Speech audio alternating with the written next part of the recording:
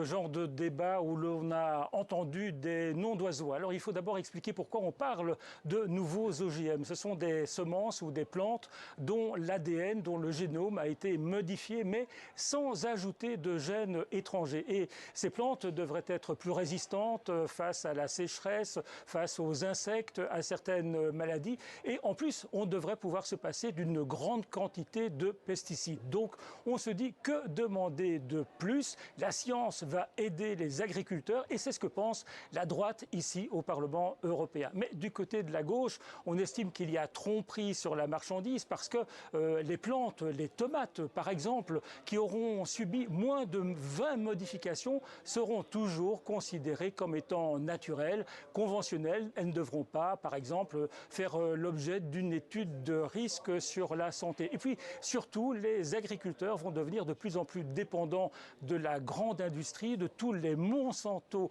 du monde. C'est ce qu'explique Saskia Brikmont, députée européenne dans le groupe des Verts.